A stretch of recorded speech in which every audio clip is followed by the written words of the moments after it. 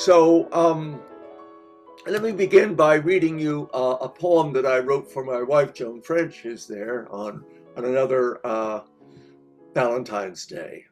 It's called My Tree of Life.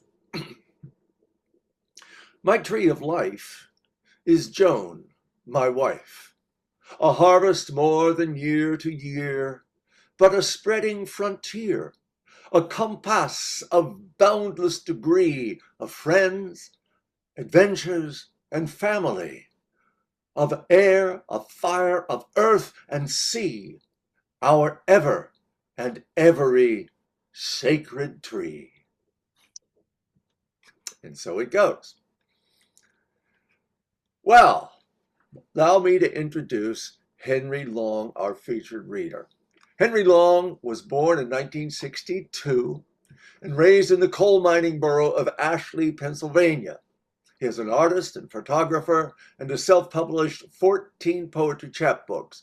He has given hundreds of poetry readings over the past 45 years. His poems and short stories have appeared irregularly in print and online journals, and he has always received recognitions for his art, photography, and poetry, including the Delaware Division of the Arts 2002 Individual Artist Fellowship Grant as an emerging professional in poetry. Uncommon Constance, a collaborative effort with the poet and artist Bonnie Bostrom, was published in 2022 by the Canelo Project.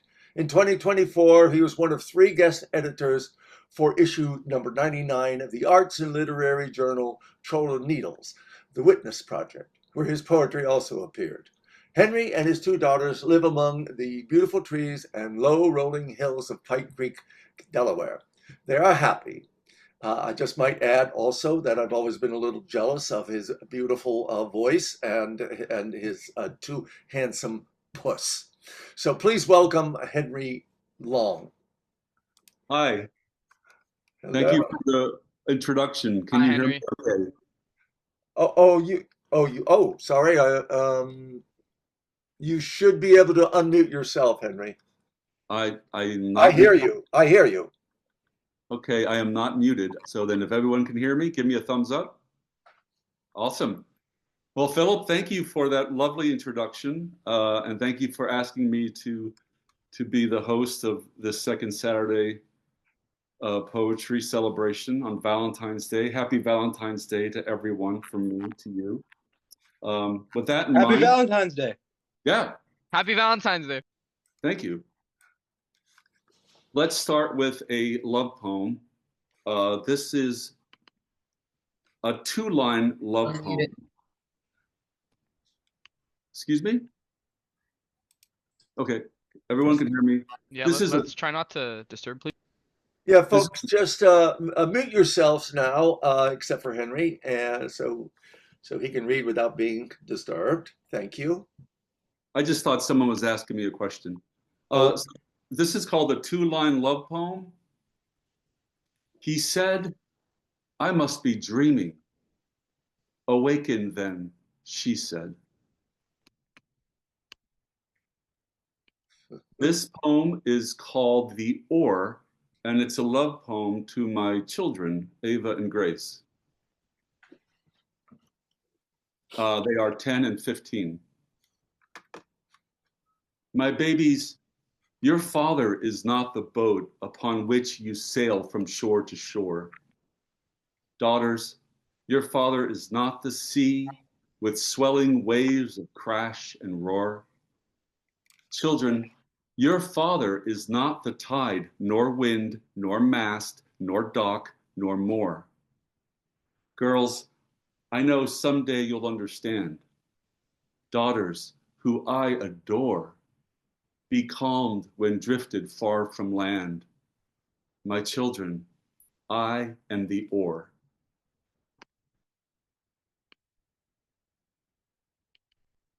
This next poem is called Footnotes from No Man's County. It is dedicated to Frederick Exley. I'm not sure if anyone knows that author, but he is the writer of a novel called A Fan's Notes. It was published in 1968. He only published 2 books, but A Fan's Notes was his first and most famous, if you could call it famous.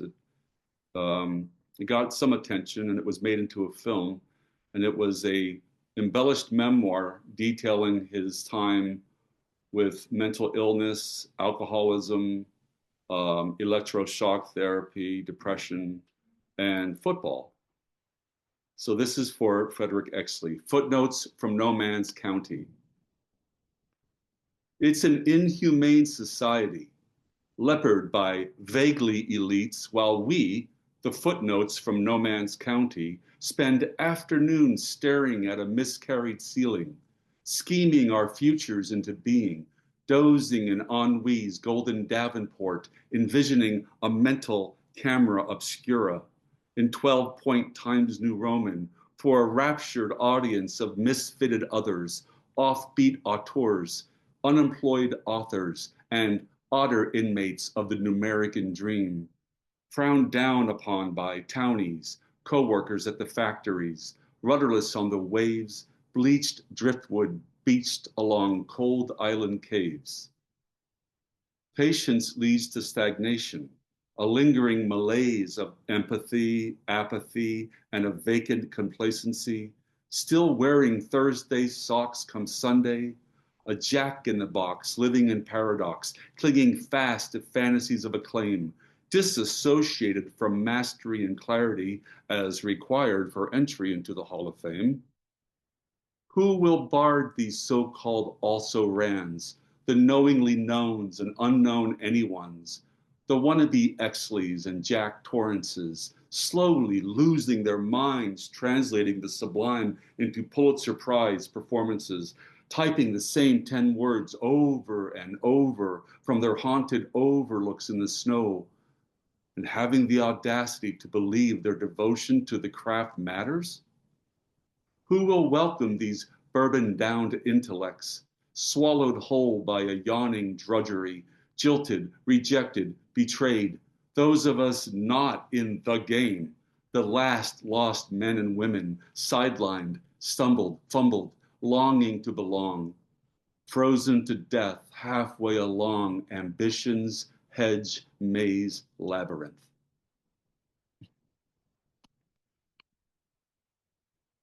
This one is called Hand Unseen. I'll just preface it by saying I was trying to catch a mouse, but I caught a flying squirrel in a trap. Hand Unseen. Last night, I killed a small living thing. It was trapped and suffering. A quick twist, and it was done. Life was there and then was gone. Mercy, I pray, when my day comes, may the break be clean. Mercy, I say, may death be kind and the hand unseen.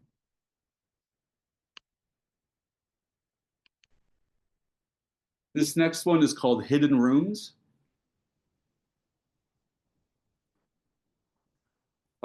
A lot of my poetry and songs and stories come from dreams, a word, a name, an image, sometimes a whole line or two. In this particular poem, I'm talking about when we have a dream, a wonderful dream, where we are in a home or an apartment and we find a hidden room that we didn't know we had.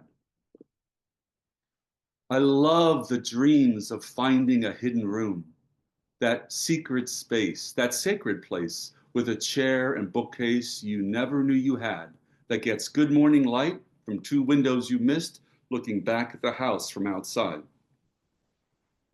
What else is there, looking back from outside at the houses and lives we have lived in over the years, decades even, that remain undetected, forgotten and unseen, in addition to the hidden rooms that reveal themselves to us in our dreams.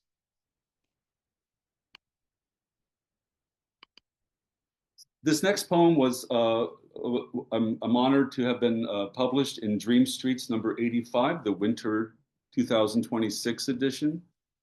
Thank you, Philip, for your interest and your publication of that. If not for dust, I've forgotten my hands and how I've come to be in this room. Is it daytime now, or the light of a full moon which cuts draperies in half with a vertical gash that lands a path across bed and floor? I'm not sure anymore. Is what I see familiar or strange? Can't it be both? Yes, I suppose we are made of nebulous. We are made of nebulous elements. But if not for dust and the empty evidence of my movements through it, I'd remain unconvinced that I've ever been here.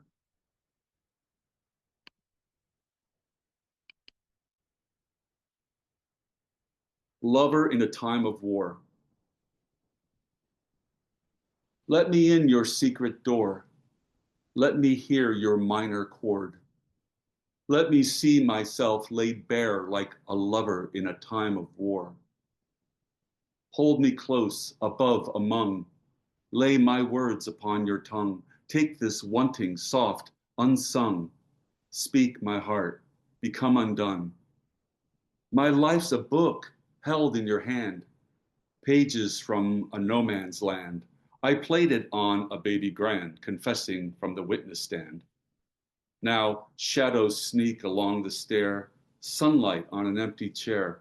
I surrender to myself, laid bare like a lover in time of war.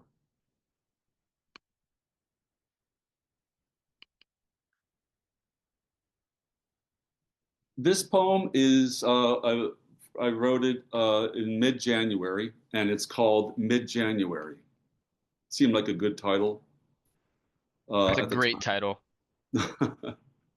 Mid-January. I was born with one lazy eye profoundly turned in and to the left. Though surgically corrected after birth, half my vision has always been inward. 2 nights in a row now, the years have folded before me like observing patterns in crystals beneath the lens of a microscope to see how galaxies arrange themselves. Yesterday, I severed the head of the Gorgon, and today have come to realize that I have always been both Perseus and Medusa. And the pair of beings who gushed forth from the snake-haired woman's bleeding throat now rage against the alleged to be real, seeking only unceasing escape into the solitude of imagination. Tomorrow, I will sit in a chair, unfold into the crystalline silence of a frigid mid-January, and feed these visiting mythic entities. Nature provides us endless opportunities of beauty and terror to remind us of who and what we are. It is the eye turned in which makes us free.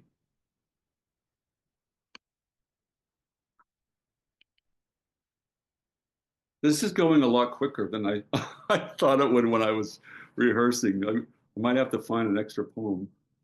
Actually, Henry, I have a quick question, if you Yeah, don't man, mind.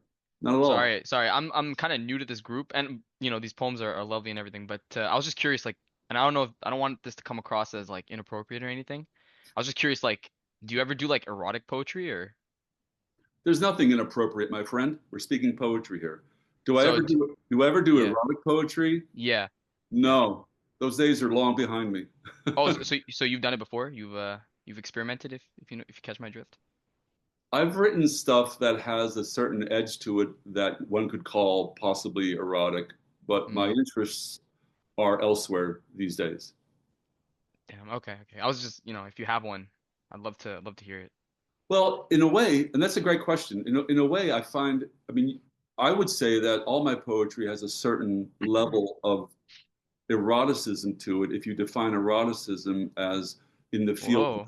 if you define Okay. eroticism as being in the field of the senses, in the field of romanticism, in the field of trying to touch another, uh, Well, that seems agape. a little much, no? Trying to. Oh, okay. I think I understand. Okay. Yeah, we could talk later.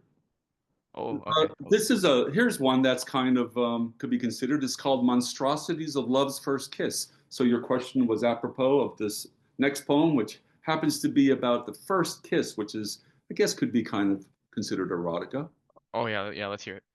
Monstrosities of Love's First Kiss. Now, this poem is a complete run-on sentence. There's no, it's just a one long run-on sentence that lasts the whole page. You can't go back to that first kiss, no. And not only because it no longer exists, and each one following was an attempt to recreate the desperate rush and sweep that knocked you off your feet that night so long ago, when it felt like some tragic, mystical secret was revealed in that field or on that bench, as if in love or so below, and you cannot return, oh no, to those lips you once pressed, now gone for good.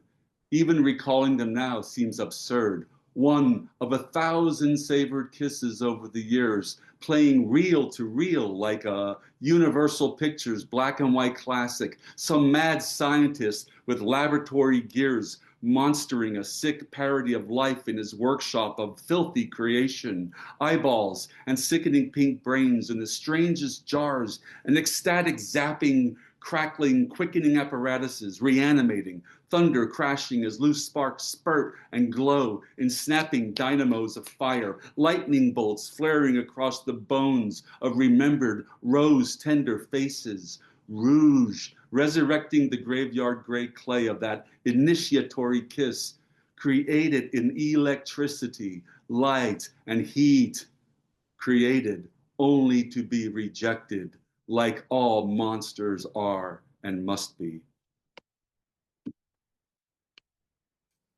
I need a cigarette. I need, I need a drink of water. I need some booze. I think I'll take a quick break and just say I Whoa, have Gary, come on, man. It's my only two, it's only two, man.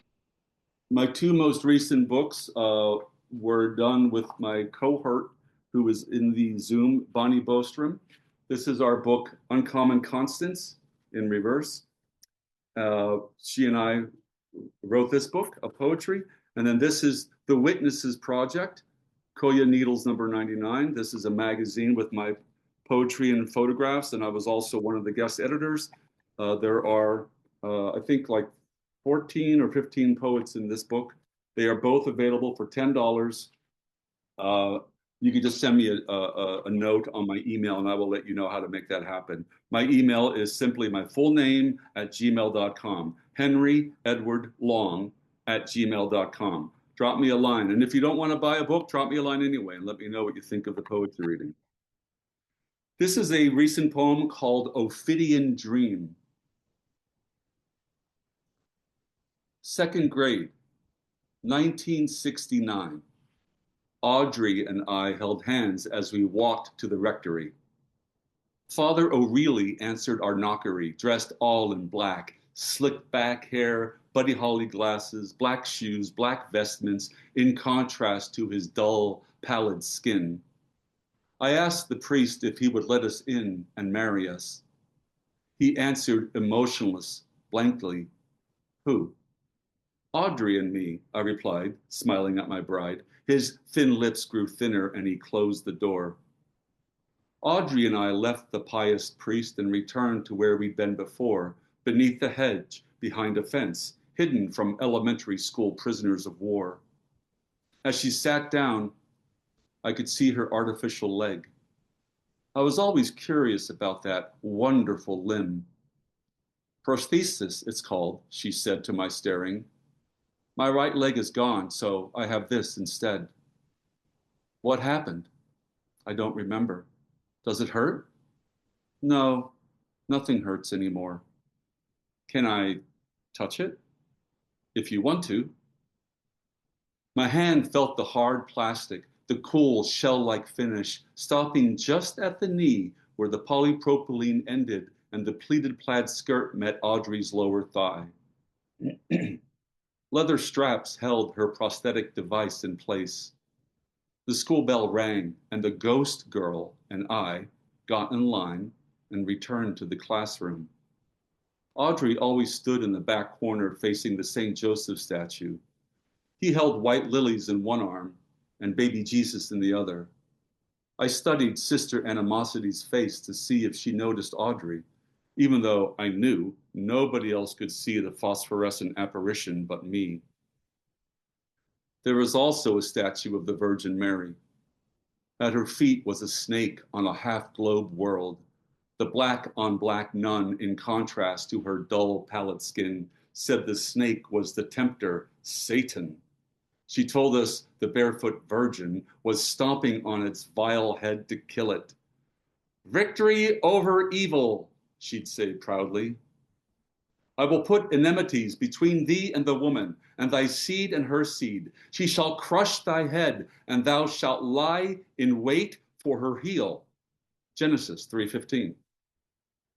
In my version of the story, the snake was Mary's serpent husband, and she was rising from his smiling reptile head like a vision, a beautiful Ophidian dream, becoming herself.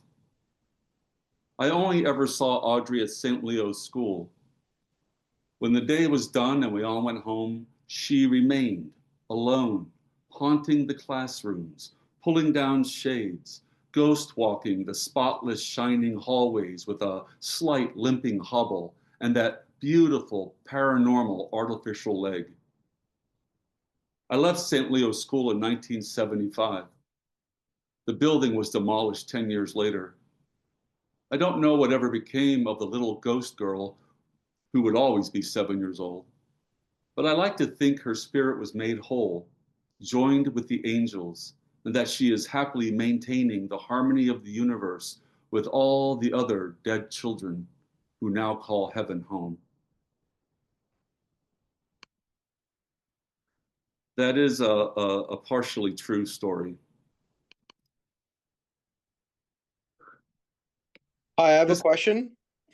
Okay, I was wondering if we're all going to get a chance to read our poems. as far as I know, yes. Right. Let me answer So I that. see some people very eager to read. Yeah, no, that's fine. That's fine. What's your name? Gary? Gary. Okay, so Gary, all you got to do is put your name in the chat. Do you know how to do that? Yes, okay, I'll do that. Okay, just put your name down there and say I'd like to read. Okay. All right, thank you. We'll get to you. Thanks for asking. Back to you, Henry. This is also about a leg or legs, and it's also partially true. It's called Pearl, Her Useless Legs. Pearl, her useless legs like pipe cleaner polio beneath an Afghan crochet of off-colored chevron patterns her mother made. Pearl smoked Winstons down to her fingers. Red-white packs tapped one after the other.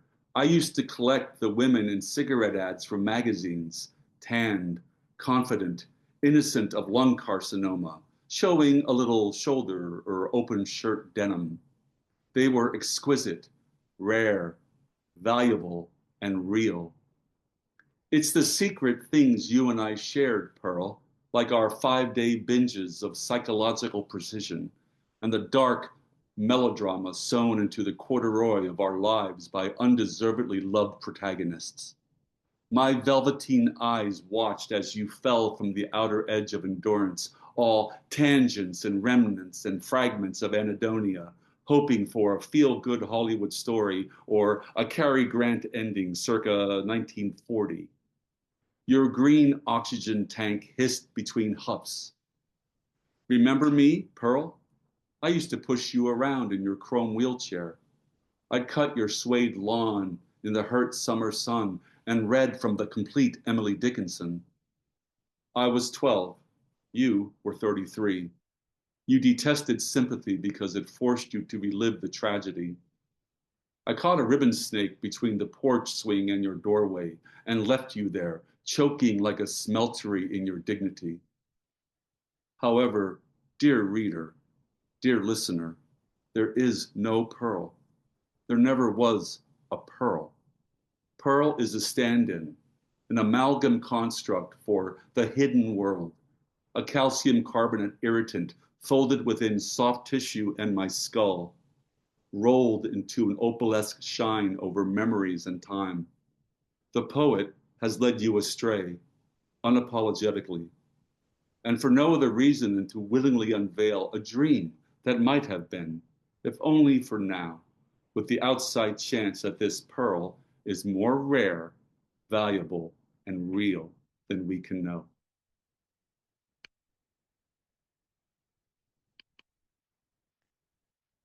Your time's about up there, Henry, so maybe one more? Yeah, let's see.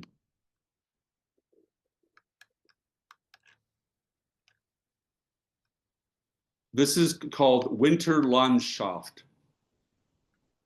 The snow is still in shadows that fell on Christmas Day, blanketed with ashes, encrusted black and gray. A cut pine tinseled silver tossed curbside with the trash, a broken plastic angel, face caved in and smashed. And I must ask, what's been wrapped? What's been sacrificed? What star now dimmed once burned too bright? What shepherd astronomer? What newborn Christ?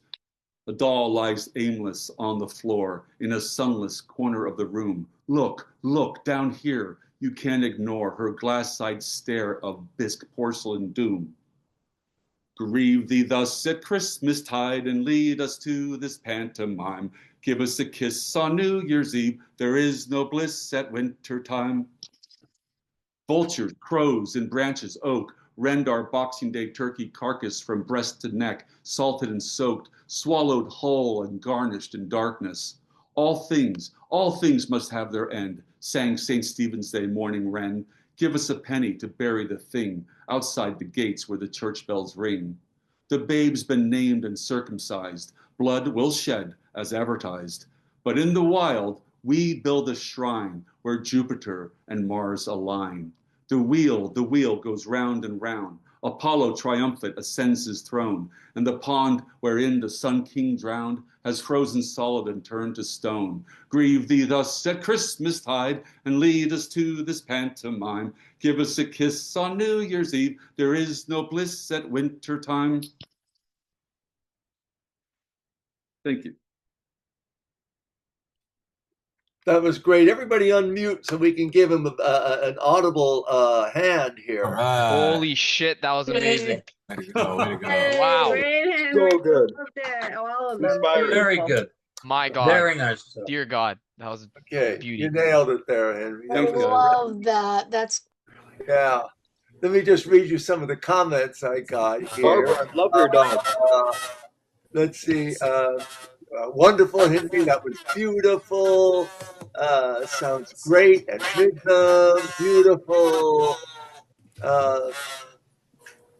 It's actually I'm going to introduce now Eugene Lanyon, who was the founder of Second Saturday Poets and is our poet laureate emerita in Delaware. And so, this is my dear old friend and someone I always enjoy introducing. She has been my mentor. She has been just an inspiration for me for many, many years. So please, Eugene, Yes. you're on. Oh, thank you. Thank you. Henry, how nice to see you again. It's been too many years. You have to come back to us. I remember the wild young man you were. I have 2 poems I'm going to read today. Am I? Yeah, okay. I'm going to read something that I've been working on for a while, and I'm not sure I really like this poem, but I'd like to read it anyway. It's The Same Artist. My early dreams to have a caravan and travel, painting everywhere as time I went, to show and sell those artworks along the way, to have traveling companion who saw the practical things, encouraging my need to see and capture the wonders on paper. Itinerant artist, moving on until my thirst was quenched. Different leaves on different trees, different vistas, different sails under different skies. My dreams were exchanged for a beautiful child, another way of life. My spouse was taken away too soon. My dreams once more changed involuntarily. Life is fickle, like the weather, unpredictable and often difficult to understand. Too soon the storms prohibit staying the path. Different dreams require different plans, different directions, a different lifestyle for the same artist.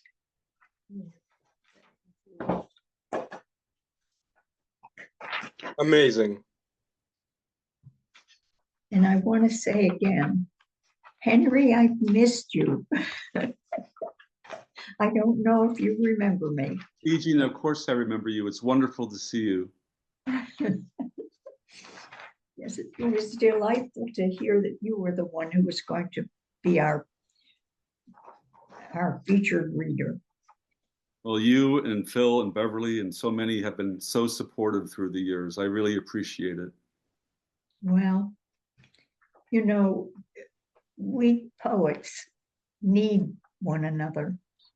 Yeah. Need to remember each other because it's a cold world out there.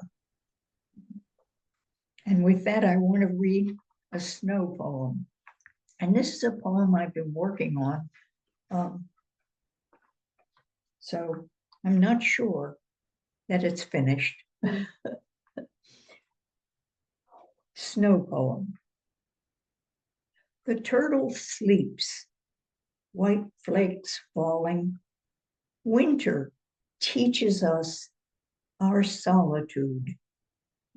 We learn patience, hear the sounds of an owl's call, and the wind howling across the cold, white, snow-topped ground. I lose myself in the need to write about the snow, the white quiet and depth of imprisonment nature provides. For many, it is the impeded movement of both foot and vehicle. Only children are joyful in this snow. Men and women react differently to this gift. Men want to conquer and destroy, bulldozing through the perfect winter white. Women accept, baking cookies and mopping up after children. For 21 days, the ground has worn winter's white gown. Like an impetuous young girl wearing her first long frock, not wanting to shed the intoxication of being beautiful.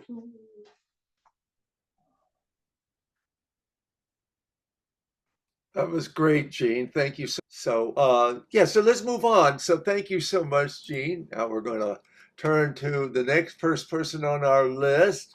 So I think it's Norton Nearly, who runs a great poetry reading of his own. And so please, Norton, step right up. I'll spotlight you. All right. So Can you hear everybody me? can see your big hairy mug. Can you hear me now? Okay. There you go. Yes, please go All right. ahead. I'm going to read two silly little pieces. They're lighthearted because writing lighthearted pieces helps me to cope better with some of the things that are going on in the world. So this first piece is called Coffee Cups. While emptying the dishwasher, I look at my wife's coffee cups, then I look at my own. Mine are much cooler. My hand-thrown bicycle-themed pottery mug from a friend I haven't seen in 30 years. my Devil's Tower, Wyoming figural mug, my Yellowstone mug, my Namaste mug with the cool little gnome on it, you know, Namaste. Wife's mugs are kind of boring. Her black mug covered in ghosts that says, I boo what I want.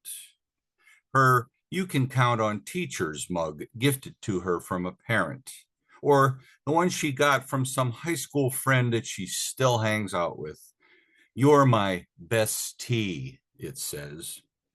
I'm not even sure hers are coffee cups. She drinks chai tea.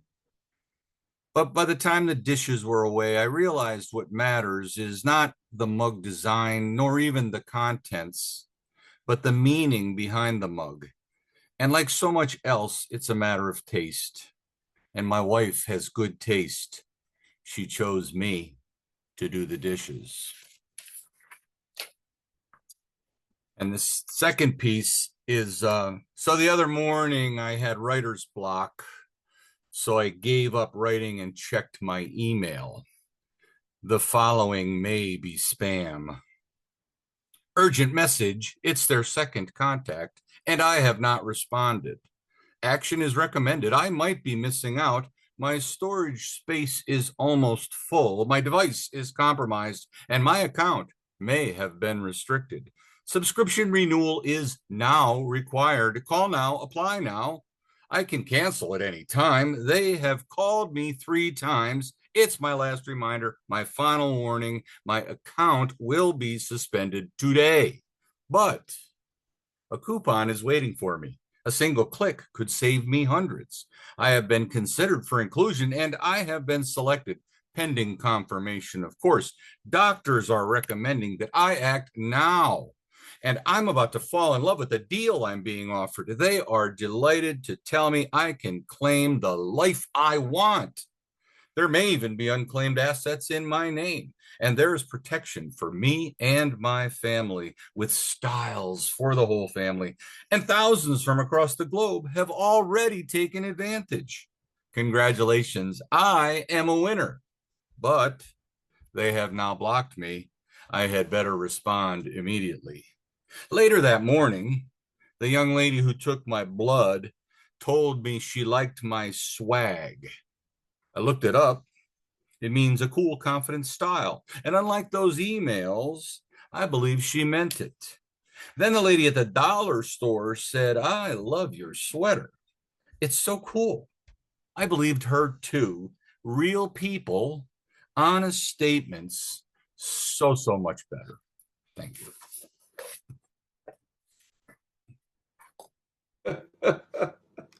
That's, of course, Norman. Thank you. Thank you. It was great. So, Beverly, I see the word I there. Does that mean you're going to read? You're next on the list if you are. Hi, sorry. Beverly Which- Andrews.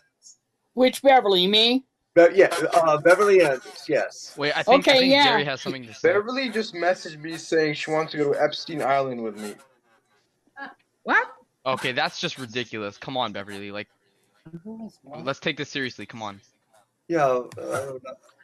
Hey, everybody, just really, everybody, I'm muting everybody. Okay. I just muted everybody. Just let me remind everybody about how to be an audience. Basically, you let the person who's been called on speak, and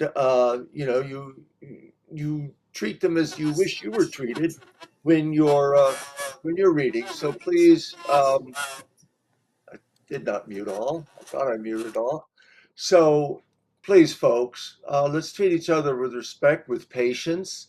If something bothers you, please save it to the end and then tell us, okay? Because we really want everybody to feel safe here and to enjoy themselves. And, I try to take everybody as in terms of their good intentions. I assume good intentions in all of my folks here. I don't go around censoring anybody or anything. I like to hear what people do. And sometimes people have a right to fall flat on their face with their poetry. So I've certainly done it lots of times. So, okay, I'm gonna go back to, let's see, who was next?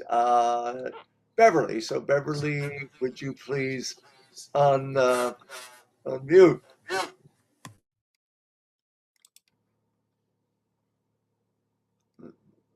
Oh, I keep hitting the wrong Beverly here. Things are jumping around here. Unmute. Okay, Great. thank I hear you. you, Beverly. Great. Okay, let me find you here. Thank you. Thank you, Henry.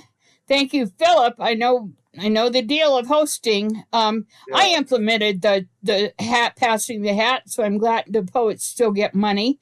Thank you, Beverly Romaine. Joy to see you, Eugene.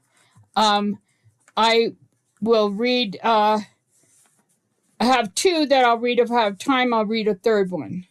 Some rough things have happened in my little small Rocky Mountain village.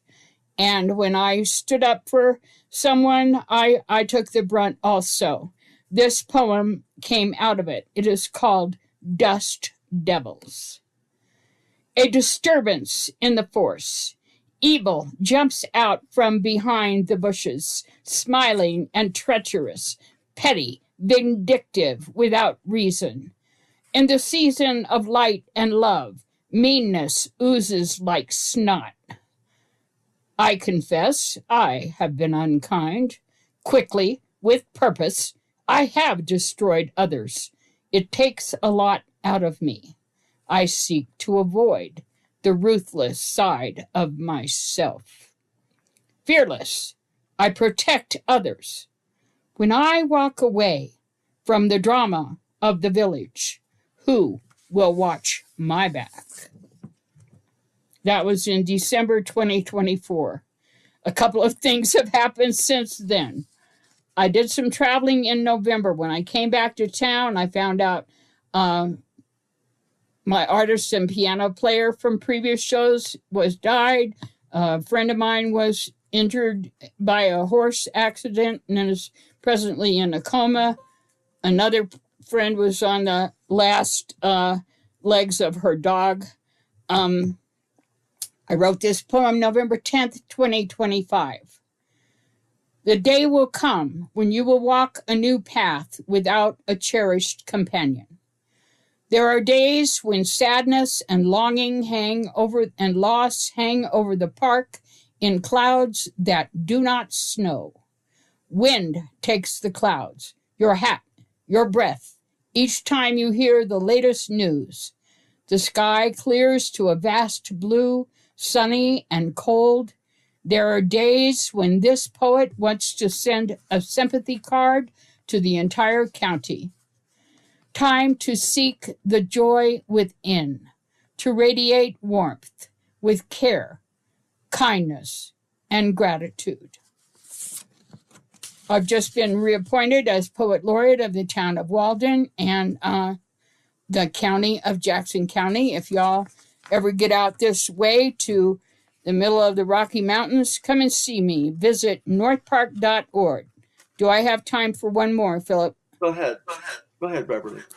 This is this is the last poem in one of my little chapbooks. I've been encouraged around here to put out another book, but this one is Y2K this from 1999 or 2000. And it's really kind of what I had. Whoops, what happened there? So, no, did Beverly leave accidentally? I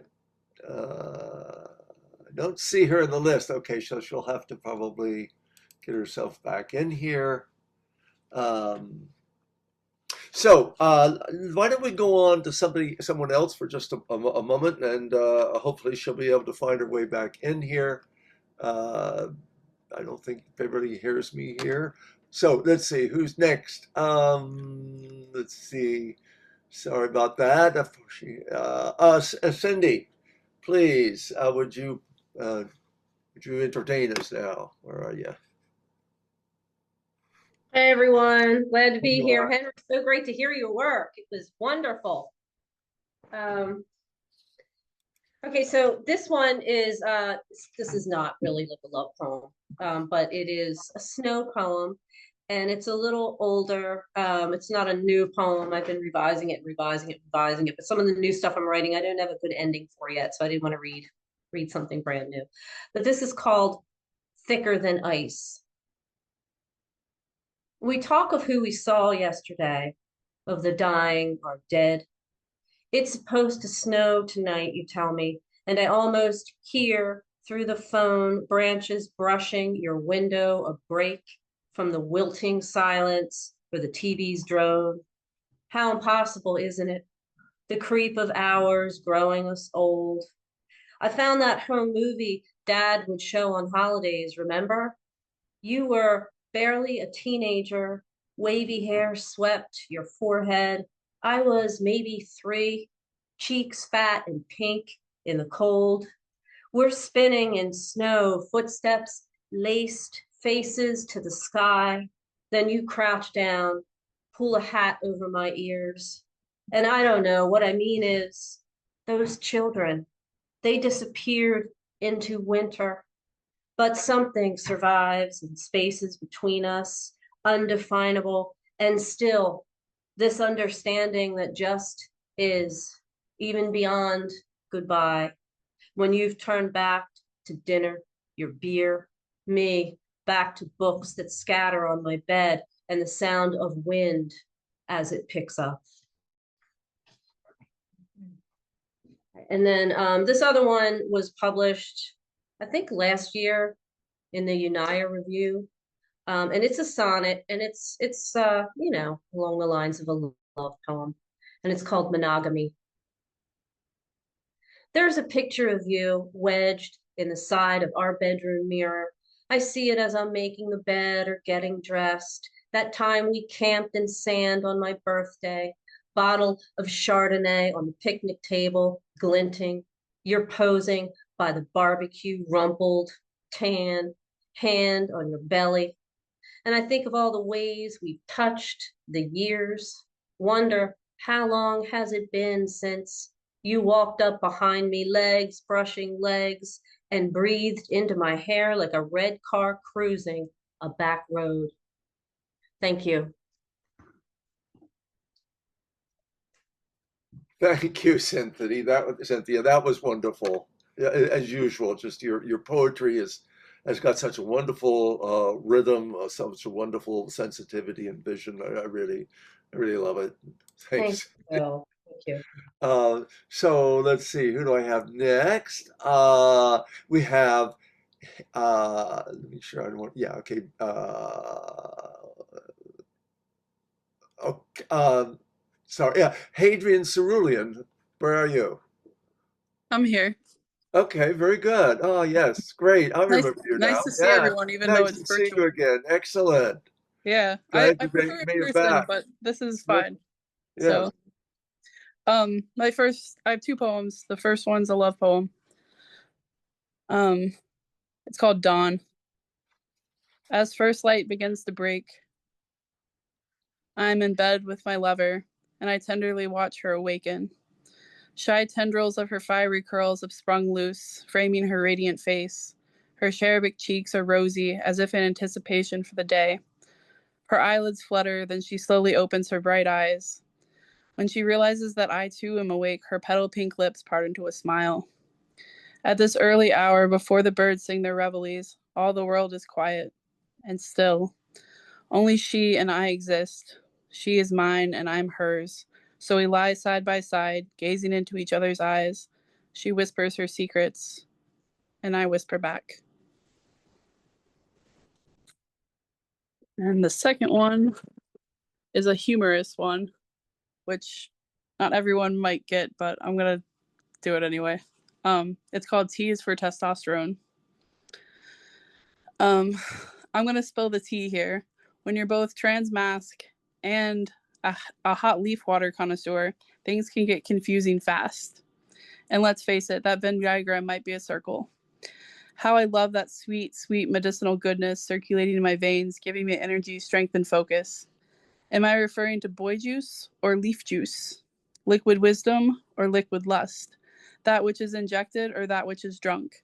The hormone or something so delicious, it makes this hormone. My advice to you, if both are his cup of tea, let clarifying questions or context be your guide, or simply learn to live with the unsettling ambiguity T. I remember there was some joke that used to go around that guys used to tell called, you know, how do you make a hormone? And it was just like, you know, obviously the joke is scandalous, but you know, you can all guess, you can all make it up for yourselves. But yeah, I didn't. That's the first time I ever heard that pun in a poem. So is that it then, sweetie? Yep. That's it. Okay, excellent. You were terrific. Thank you so Thank you. much. Thanks a So lot. yeah. So let's see, who do I have next? Sorry for I have to check here. Hey, Norton, Cynthia. Phil Lentz. Oh yes. There's Phil. Thank you, Philip. And the way I heard the joke was, what's the difference between an enzyme and a hormone? You can't hear an enzyme, but you can hear a hormone. Okay. Okay. There is a new book in the world. It is called How It Was, How It Is, New and Selected Poems. And both Philip and Eugene were kind enough to put blurbs on the back along with David Kaczynski. I'll put the information on the chat. Yeah, please do. If it's of my opinion that poets should read and read and read and read more. I don't know if people know the name Ted Kooser, Kooser, wonderful poet. He was a poet laureate for a while. He was a Pulitzer Prize winner, and now he's 89 or 90 in Nebraska. I'll read one of his poems that I was reading, and then I'll read one of mine. His is the goldfish, right? The goldfish floats to the top of his life. The goldfish floats to the top of his life and turns over, a shaving from somebody's hobby. So it is that men die at the whims of great companies, their neckties pulling them speechless into machines, their wives finding them slumped in the shower, their hearts blown open like boiler doors. In the night, again and again, these men float to the tops of their dreams, to drift back to their desks in the morning. If you ask them, they would all prefer to have died in their sleep. The goldfish floats to the top of his life. And I was having lunch the other day, and I was reading Kooser, so this is lunch for Ted Kooser. Music in the diner as I finish lunch, wait for my coffee. Hey, Mr. Spaceman, won't you please take me along? I won't do anything wrong. Hey, Mr. Spaceman, won't you please take me along for a ride? Which blends into how long has this been going on? I'm reading Kooser, Delights and Shadows, remembering that day in Savannah, 4 or 5 blue and white collar workers somehow ending up in my office a few minutes to 5, a few minutes to quitting time. I'd read the goldfish poem earlier, so I said, hey, let me read you a poem, because I knew that all the working men there would get it. Years later, I'd looked for that poem online, didn't find it, need to try harder. There is a rose in Spanish Harlem, a red rose up in Spanish Harlem. The coffee arrives. I use 3 of the 4 creamers given and 1 blue sweetener, and it's all right once you get past the pain. And all I've got to do now is pay the check with my red debit card and leave a nice tip for the waitress. I'll put the information on the new book in the chat file. Great to be here. And read more, poets, read more. Yeah, That's it. It's a wonderful book. Of course, I've read almost every poem in there, and it's a whole history of Phil Lentz, and I mean, his poetry is just really moving and thrilling right from the beginning to the end. So this is really a fine piece there, my good friend. So let's see. So let's take a break now. It's a little after 4. What did I do it there? Where I am? Smiley for everyone. Okay. So folks, let's take a break now, and I'll put everybody back on the Brady Bunch so everybody can look at each other. You can unmute if you want. You can have a conversation. You can take a necessary visit to the necessaries. Get yourself some water or whatever. So here. Hey, Phil. Yes, So, your Venmo goes directly to an email. Is that your? that is my Venmo. If you go to that. So if I go to Venmo and go to your email, pbanos@gmail.com, that will get to your Venmo? Yes, but you shouldn't be sending me any money. I've got to send you money. I was asking for a friend. Oh, got it. Okay, got it. Okay. Okay. So everybody, we're seeing everybody, some news folks. Anson Wu, I don't think I've seen you before. How are you? Looks like we lost a few people. A couple, yeah. We're down to 16 right now. There's Suzanne Michelle, who's like goes way back with Second Saturday. I apologize for not being here at 3. I just completely forgot. And then it was like, oh my God, it's Second Saturday. I should tune in. I'm glad you're here. I'm glad you're here.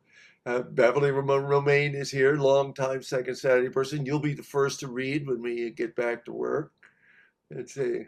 Barbara Poirier, it's good to see you. Have we met before? Hi, I'm Barbara. No, Philip, we haven't met. Okay. I'm here as a guest of Henry.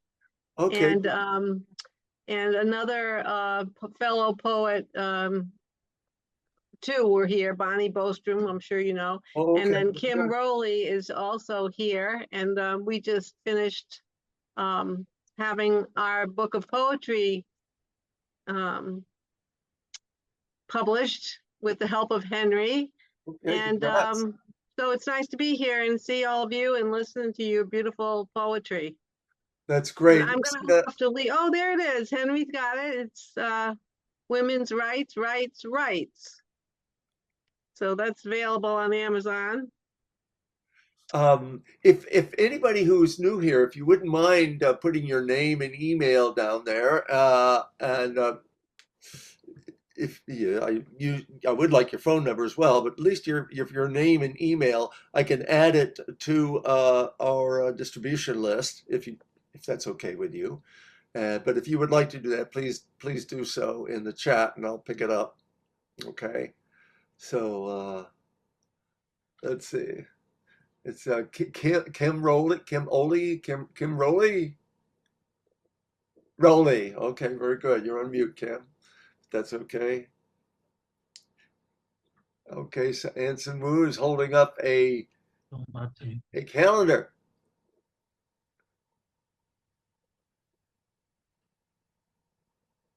February 2026. Let me make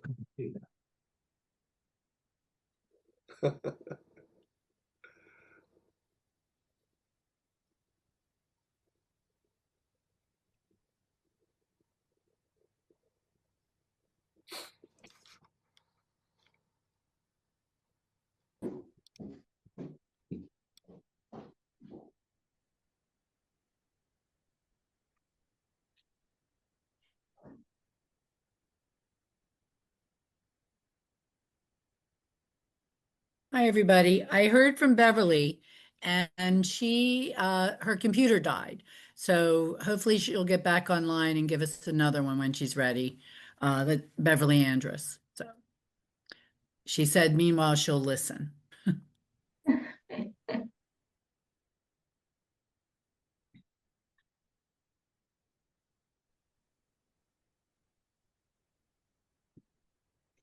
Suzanne.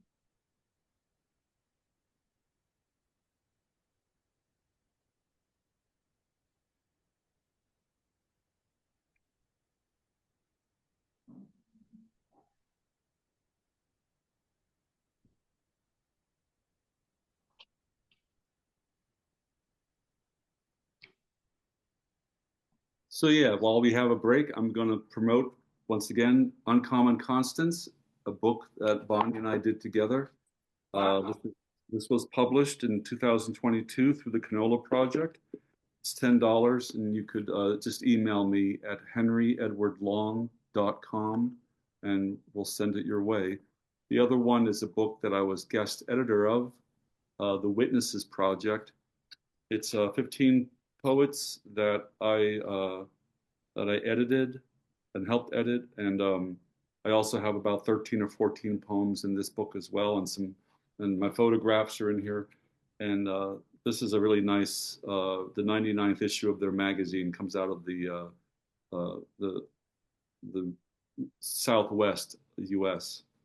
And then this one on Amazon is Women's Rights, Rights, Rights.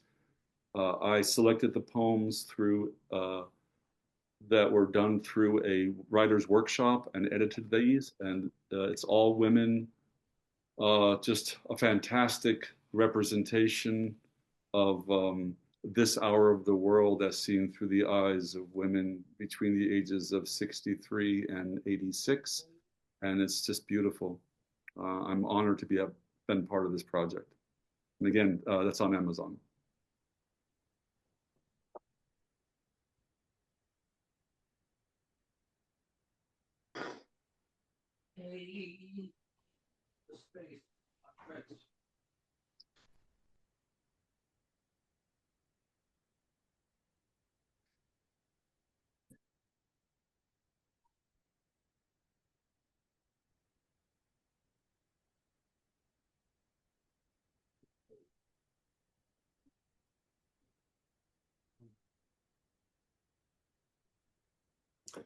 Well, I'm back. The gentleman who seemed to lack filters. I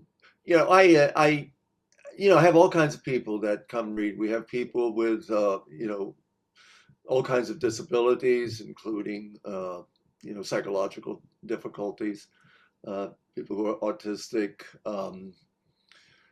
People who don't have filters, people who are schizophrenic at times, and I like to be open and welcoming, but it's okay for some people to understand the limits that we expect of them.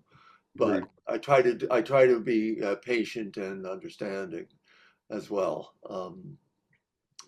because oftentimes these people, they have a voice that and things to say that you're not going to hear from the normies. So not that there are any normies here, but you know what I mean. I like that. And our next reader is Kelly Francis. Well, I'll discuss that a little bit later when we get back to work. Well, we'll stay out about 1 or 2 more minutes, and then looks like a lot of people are ready to go soon. Phil, I have a short story I'd like to read towards the end, if there's time. Yes, that's it. You do get an encore, so we'll make sure we have time for that. Okay. Yeah.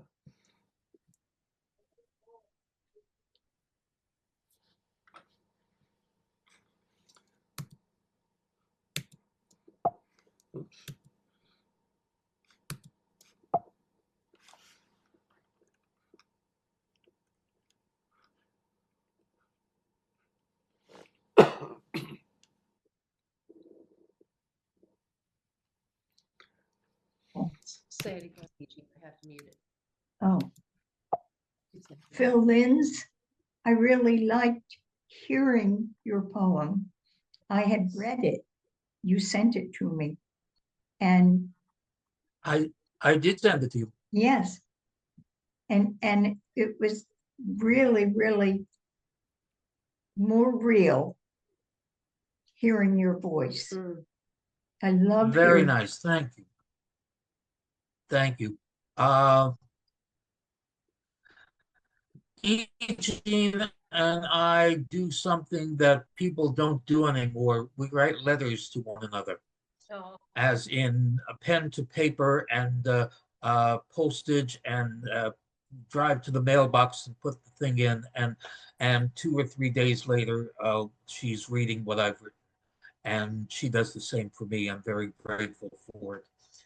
For the people who don't know, among her other honors, E. Jean has been named the has been given the Tough Old Broad Award by Second Saturday Books. Yes. Okay. Here's to the Tough Old Broad. Oh, Lord. Yes, I Philip, am. I think you're responsible for that too. I am a So- tough old broad. You are, okay. So we're going to get back to work here, folks. But before we do, are there any announcements anybody wants to make? Anything about any readings? I expect you will be able, Norton, you will be able to tell us about your readings or anything that's coming up. So Yeah, March. anything in the literary categories? Norton, why don't you go first? Yeah, so we have a monthly reading in Middletown. The next one is March 4th.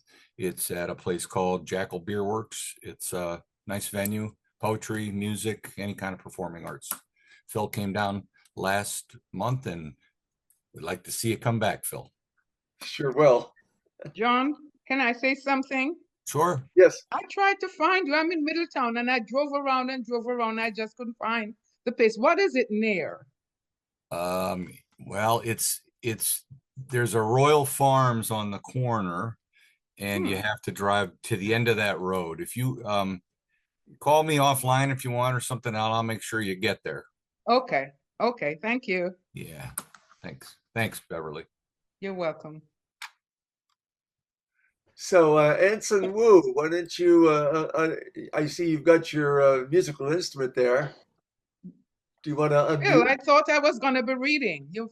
Oh yeah, no, we haven't started yet. I'm just Oh, okay. sort of announcements, and I'm just. I will Okay. not forget you again, please. Again. Don't believe that's not going to happen. Okay. So, Mr. Wu, do you hear me? Do you hear us? Hello, Mr. Wu. He's on mute. He's on mute, I know, but he's kind of like just playing his ukulele there. Okay, fine. We'll just move on, and that's fine. So Beverly, why don't we go? I'm sorry. Are there any more announcements? Anything else coming on? Very good. Okay, Beverly. Okay. Beverly. I'm just reading one. Okay. Okay. For all we know, we are just some species clinging to the inside of a bottle, squinting through murky glass from our reluctance to clean. For everyone wants to be the leader, screaming orders, inciting division. For all we know, they might have told us cleaning is for the lesser beings. And so the murkiness grows, for no one wants to be the lesser. Lovely, lovely as usual. Thank you Thank you. very much. Let's see who's next. I'm a little. Anne Birdsong, did you wish to read? Still here?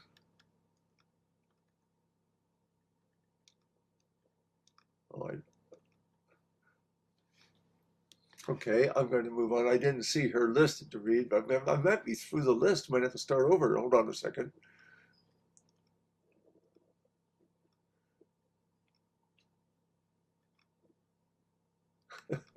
Oh, here.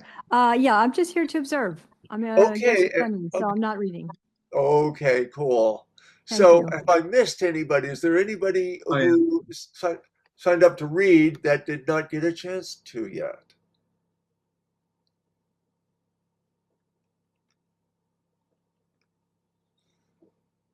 Okay, so we're going to go back to the top, and because we have a little time here. Where were we? Who was the? Jean, do you have anything else to share with us today? You could share. Eugene, Pardon? do you have anything else you could share with us today? Not really, except that Okay. I'm so pleased to still be able to be here. Yeah. You know, As are we. Norton, do you have something else you can read for us? Yeah, sure. You know me, I'm always greedy.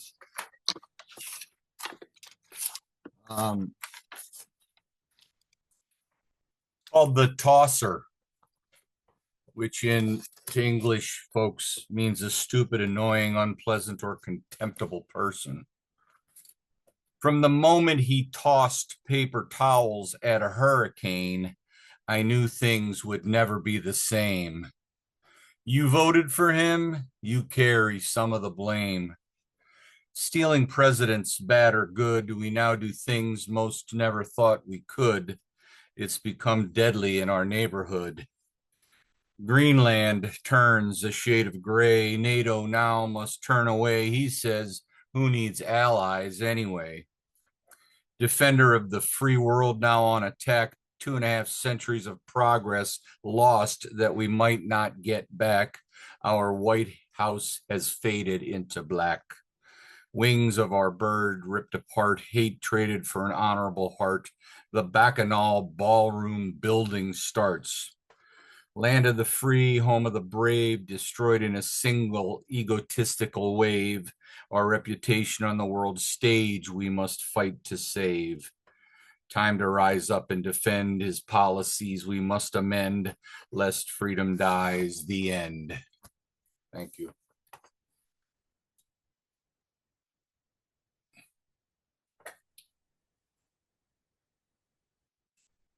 Thank you, Norton. That was great. I'm not always silly.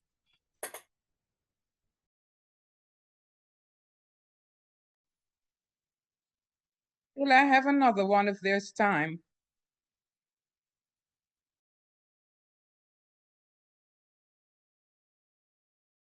I sort of practice my Zen sense of equanimity by trying to keep at least one person around who voted for that guy and try to have a kind of a conversation without getting too deep into the weeds with her.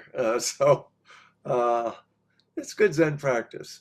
So sure, Beverly, please, would you, can we get to hear what you have here? Hi, Jonathan, good to see you. Let's see, where's,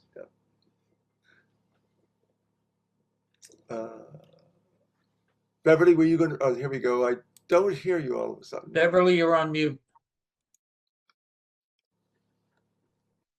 Sorry, guys. That's okay. Okay. One day I'm going to be sitting around in my very big drawers, watching mindless dribble on TV, and it's possible I'll be dribbling on myself as well. I will probably be searching with increasing irritation for my glasses, which will more than likely be sitting comfortably on the top of my head, and amazed at finding another pair in the veggie drawer in the fridge. One day, I might be conversing with my cats, although with my glasses on, one resembles a raccoon and another might easily be a squirrel. One day, on my walk around the block, my lovely neighbor residing on my right might gently remind me to return to my home, put in my dentures, put on a bra and some clothes before going for a walk, because she might say, just going out in my big drawers, which have somehow turned into a thong, will make for a more pleasant walk for me and the neighbors. One day, I might be sitting nude on my back porch, cocktail glass in hand, gazing up at a crescent moon, only for my tranquility to be disturbed by an awful neighbor on the left, shouting as usual at me from his kitchen window for one reason or another. I'll slowly place my cocktail glass down, show him my amazing full moon, and then give him the finger. Hopefully, I'll remember which finger to raise.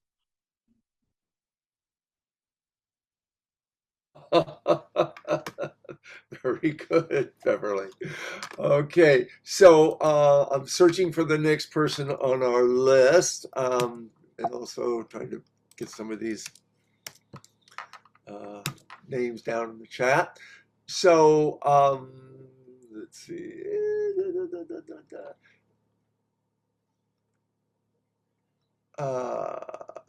Let's see. Did Beverly get back by any chance? Yeah, Jonathan. she's back. Beverly is back. Oh, she is. Beverly, can you read?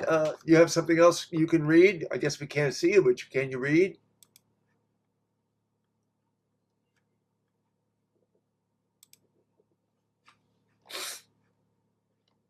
We'll give her just a minute.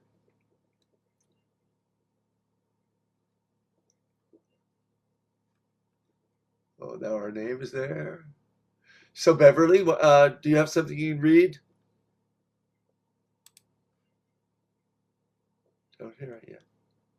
I will pass you up for now, but I'll come back to you, Beverly, if you hear me.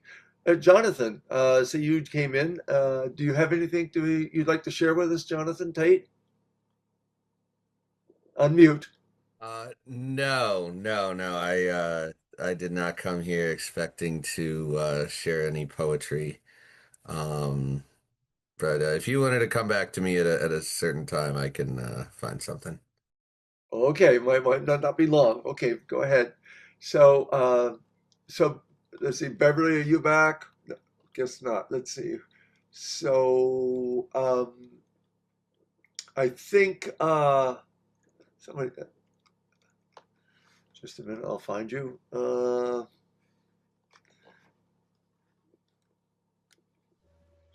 Hi, I'm trying to unmute. Oh, you're there. Excellent. You are unmuted. I'm trying to unmute. I do have this one last poem to read. I'm so sorry for the interruption.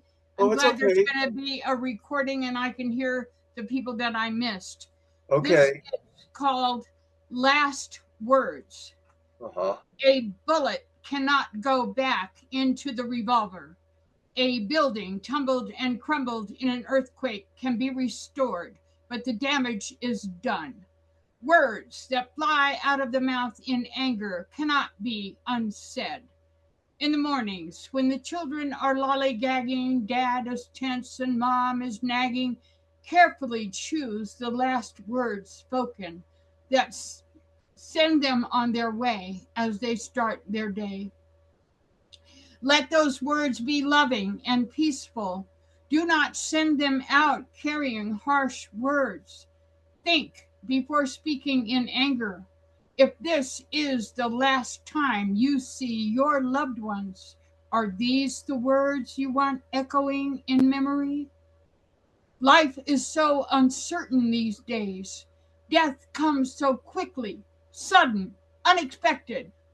When the parting comes, when walking out to go to the market or saying the last goodbye, may the final words be kind, peaceful, gentle, and loving. Just in case I never see you again. Be well, be safe, be careful. I love you. And what they say in Brooklyn, forget about it. Wow.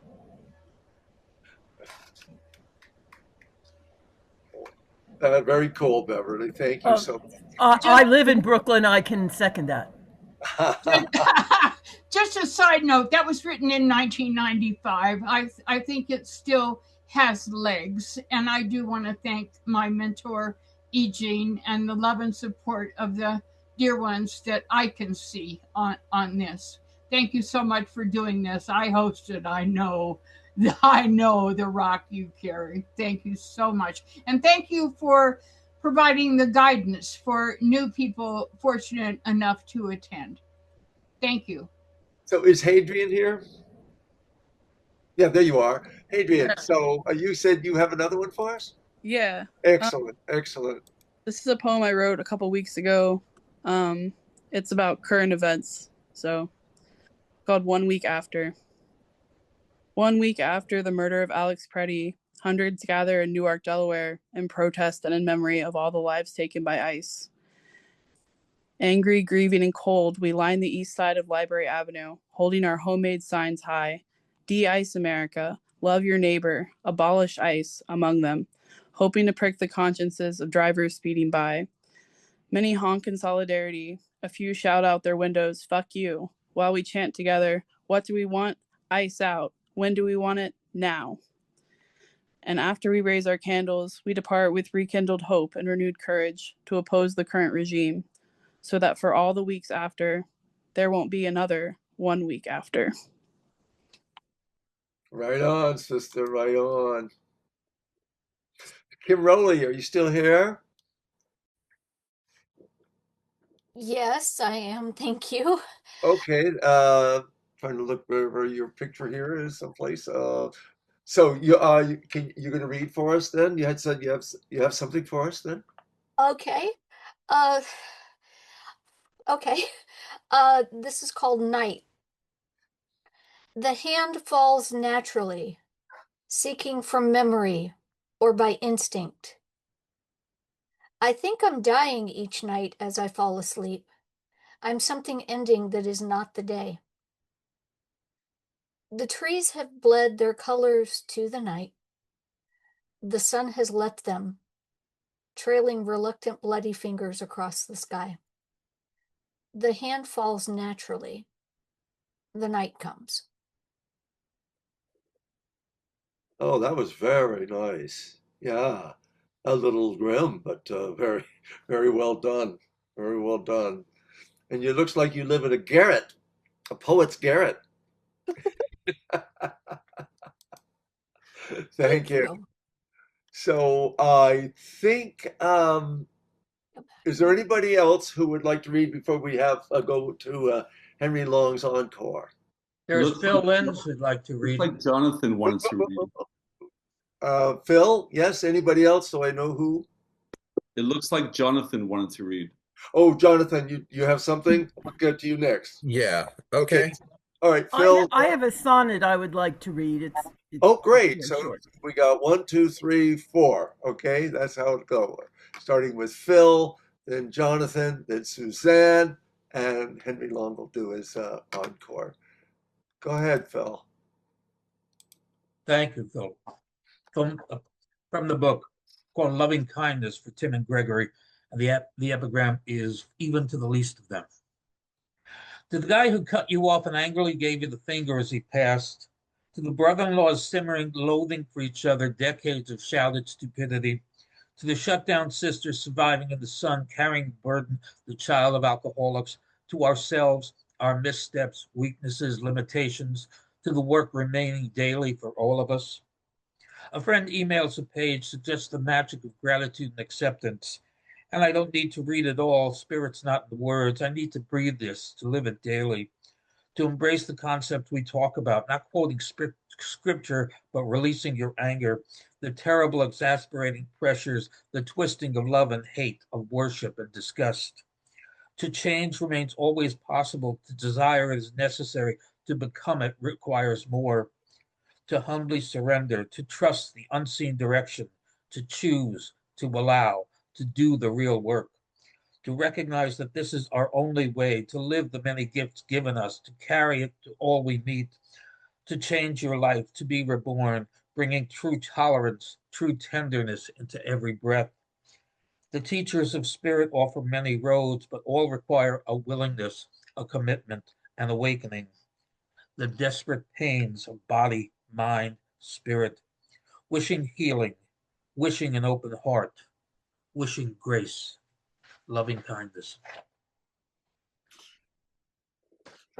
Amen.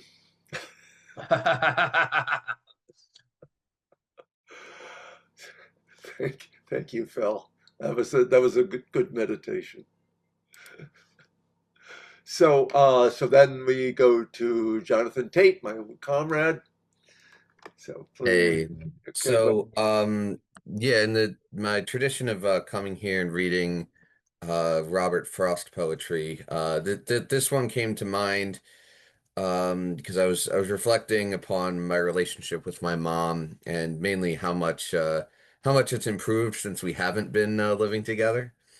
So this is called Mending Wall. Something is there that doesn't love a wall, that sends the frozen groundswell under it, and spills the upper boulders in the sun, and makes gaps even two can pass abreast. The work of hunters is another thing. I have come after them and made repair, where they have left not one stone on a stone, but would have the rabbit out of hiding to please the yelping dogs. The gaps, I mean. No one has seen them made or heard them made, but at spring mending time, we find them there. I let my neighbor know beyond the hill, and on a day we meet to walk the line and set the wall between us once again. We keep the wall between us as we go, to each the boulders that have fallen to each, and some are loaves and some so nearly balls we have to use a spell to make them balance. Stay where you are until our backs are turned. We wear our fingers rough with handling them. Oh, just another kind of outdoor game, one on a side. It comes to little more. There where it is, we do not need the wall. He is all pine and I am all apple orchard. My apple trees will never get across and eat the cones under his pines, I tell him. He only says, good fences make good neighbors. Spring is the mischief in me, and I wonder if I could put a notion in his head. Why do they make good neighbors? Isn't it where there are cows? But here there are no cows. Before I built a wall, I'd ask to know what I was walling in or walling out, and to whom I was like to give offense. Something is there that doesn't love a wall, that wants it down. I could say elves to him, but it's not elves exactly, and I'd rather he said it for himself. I see him there bringing a stone grasped firmly by the top, in each hand like an old stone savage armed. He moves in darkness, as it seems to me, not of woods only in the shade of trees. He will not go beyond his father's saying, and he likes having thought of it so well. So he says again, good fences make good neighbors. Thank you. I was up in New England a couple weeks ago, and of course you see a lot of these kinds of fences, stone fences, and I just always think of that poem when I see them. Most of the ones I saw there were not in really great shape, although a few of them were like in almost too good a shape. I mean, you know, they weren't done with quite the same variety of stones and with skill. Yeah, I think So, also the repair technology may have advanced a bit since the time of Robert Frost's well, poetry writing. the stones may not be the ones they just found lying around, too. Yeah. So, Beverly, you say you have another one for us, dear.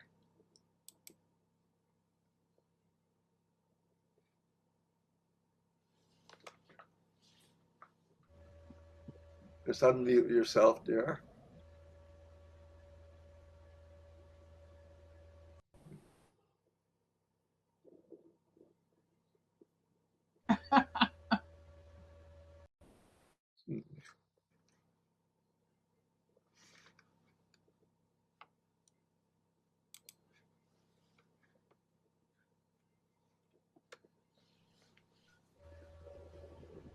Beverly, do you hear me?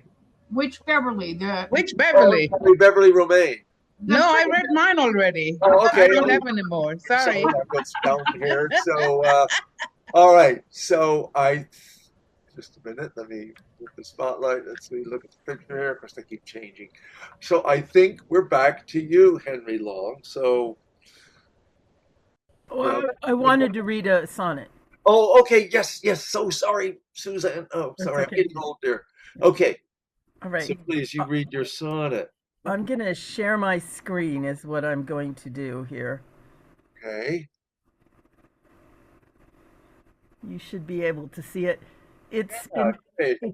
It's been 21 years since my mother passed, and I wanted to share this because I found this picture, so I really like the picture with the poem. It was with peanuts my ma tamed those squirrels. She'd throw some out, the squirrels would scamper down. 2 or 3 or 4. Semicircle grown around the door, flipped to this one, that one. Her aim faltered only as she aged, then took to staring when she could not throw. Squirrels still came to the porch. How could they know a now old woman sat with her old girls, putting just one shelled nut within their hands? That's Petey, that's John, and she'd give a wave. The semicircle moved aback and gave clearance to the door again. Fans of my ma always called her amazing. I see her still with squirrels, sitting gazing. Oh, Lovely, lovely, well-crafted sonnet. Lovely. That was really terrific. Okay, so there we go. Okay, now it's your turn, Henry. Okay. Looks like we got 10 minutes. How about a poem and a quick short story? Sure. Well, yeah, a poem and a short story. And Phil, just to be certain that again, I looked at the Venmo to add, but that it didn't. It took me to a page that just said does not exist. Okay, So yeah, you're not the first one to say that. I don't know why that is. okay, let's make sure the Venmo is going. I'll have to check my Venmo account, see what's going on. All right, man. I wanted to mention also that if you are enjoying my reading, that I publish 2 things a week, usually on Substack. I usually have a poem and a short story every week, and you can subscribe for free. It's H Long Poet at Substack.com. H Long Poet. So maybe we'll see each other there. I'm going to read a recent poem called The Burden of Importance. I had some insight over the holidays about how great it feels to like no longer desire making a difference with my artistic endeavors. It's good enough to just sort of like still participate and still do it without that like invisible pressure of like greatness, you know? So it's called The Burden of Importance. What lies behind the insulated blackout draperies of the mind? What shadow of what has been follows what might be from behind? What faux solar cult zodiac sign charts our path between ley lines, placing accountability heavenwards? I can mix the metaphors. I will scour the blackboard clean of subjective history and use my skeleton key to be released from the shackles of identity until finally I'm unfettered from the need to leave a legacy. I will indulge the imagination with every reverie and whim, change my lineage name into a contentious pseudonym, and run singing through the streets while neighbors call the police to report an uncivil disturbance. It is so liberating to be freed from the burden of importance. Speak for yourself. Ley, was that a ley line? Was that Ley? Yes. What is that? Ley lines? Ley lines, yeah. They are the idea that there is an invisible grid that overlays the earth that draws certain energies to it and exudes certain energies. Yeah, that's what I thought. It's just Arabella Bianco wrote this poem where the first line is, "Here lays Leys Route 013," and it's about ley lines and ways. It's about this palimpsest of roads and paths going back to like deer tracks. Yeah, okay. I love that. Yeah, it's great. Okay, so go ahead, read your short story then. Now. Okay, so this short story is 100% true. It's called The Perseids, and it's in memory of Brian Carey and Dave Hogan. Every year around the Perseid meteor shower, my friends Brian, Dave, and I would go to the woods for a few days, accompanied by a bottle or 2 of Jack Daniels and a cooler full of cheap beer. Sometimes we'd bring peanut butter and jelly sandwiches or hot dogs. We were all divorced and in our early 30s. We'd talk, tell stories, bathe in creeks, and maintain a respectable inebriation for the entirety of our discount male bonding experience. This wasn't camping in the traditional sense. We never brought a tent or any other gear considered essential for a stay in the woods. And if we slept, it would be on the ground, wrapped around one another. On one of these excursions during a particularly brutal heat wave in August 1992, We hiked off trail to a secluded spot Dave had picked out deep in the Pocono Mountains. Exhausted from the 2-mile trek, we found a good flat spot with some rocks for our seats, made a fire, cracked open the jack and beers, and took off all our clothes. The beers stayed cool in a nearby little stream, as did we. The afternoon went by pleasantly. Brian told us stories of poop-throwing capuchin monkeys and of how half his face was nearly blown off by explosives while serving his country in Central American police actions. Dave had a story about sitting next to a guy one time at a neighborhood bar who had just come in with his throat slit. The man ordered 2 whiskeys and was actively dying as he knocked them back. The bartender called an ambulance and kicked him out for bleeding all over the bar. Dave said he wasn't sure whether the guy made it. Gee, I sure hope he did. My contribution was not as bloody or dramatic.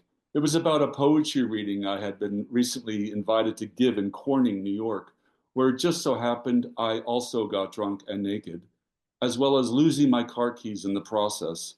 My evening ended with my keys in hand and $60 in the pocket of my jeans, which I eventually put back on. We talked, we cried, and revealed ourselves in our shameless brotherly love, drinking until we skirted the edges of a sublime unconscious consciousness. Then, around 10 p.m., according to Brian's watch, a firework rocket came out of nowhere, whistling past us, bursting with a bang in a shower of yellow and red sparks in some trees back by the creek. Brian's reaction was in no doubt related to his years in the Army and Reserves. He was the first to stand and actively gauge the direction from which the projectile had come. And we all took off running, stumbling, beers in hand, to find out who'd sent the missile flaring into our makeshift campsite. We quickly came upon a clearing and a lookout tower that neither of us had previously seen, about 200 yards away in a firebreak gap. A half-dozen teenage kids were 20 feet or more up, looking down at us from the fire tower platform. We're sorry about the rocket, one of them panicked. We didn't even see you guys, I swear. The 3 of us walked up to the tower platform. The kids lurched back, and then I remembered. Brian, Dave, and I had no clothes on. It's all right, I said. We're okay. We're naked, but we're not dangerous. Surprisingly, that seemed to put them at ease, and they invited us to hang out. And so we did, drinking their beers, eating their chips, shooting off fireworks, and looking up at the stars. Just 3 naked men laughing and shooting the shit with high school kids in the middle of the Pocono Mountains in the goddamned United States of God bless America. After a while, their Perseid party was starting to break up.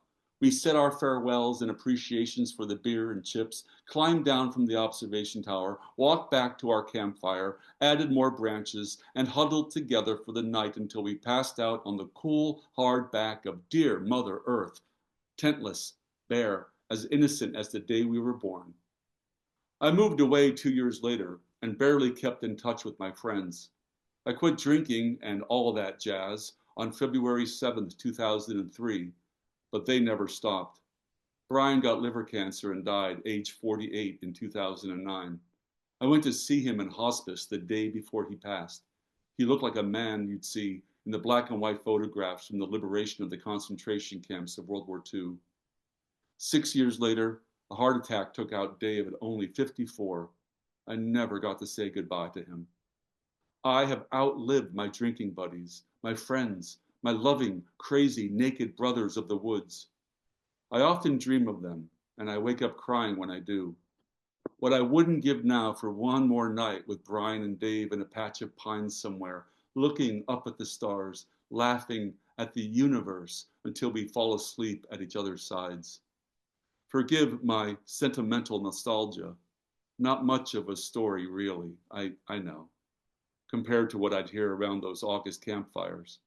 But I'd like to think that perhaps somewhere, maybe this very moment, one of those teenagers we scared half to death on that hot summer night back in 1992 is retelling their version of the Perseid meteor shower story. So one night, we're all up there at the lookout, the old tower, shooting off fireworks and rockets, James and Sue, Joe, Kimmy, Chris, the gang, when all of a sudden, these three naked guys come running out of the woods holding beers. And they disappeared into the indigo darkness of the dense Pocono forests forever. Thank you, everybody. Beautiful. All right, everybody, unmute and give this guy a hand. I love that story. I love I that. love that story.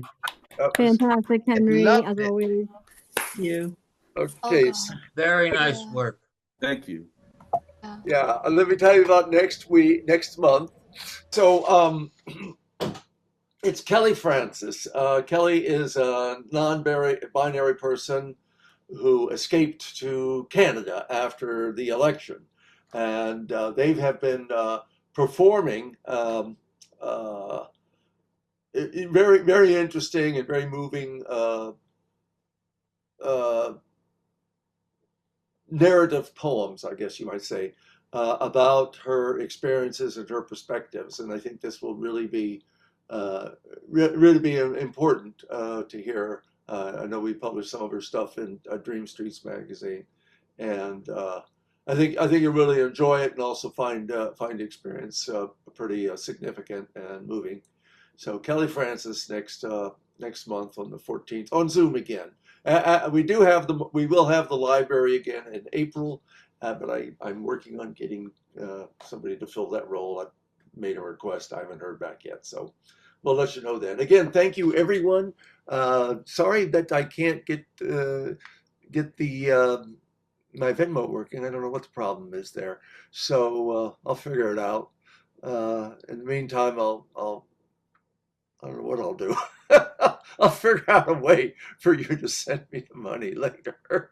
But I'll get the money to you, though, Henry, for sure. You're all wonderful people. Great love. Peace and love, as I always like to say.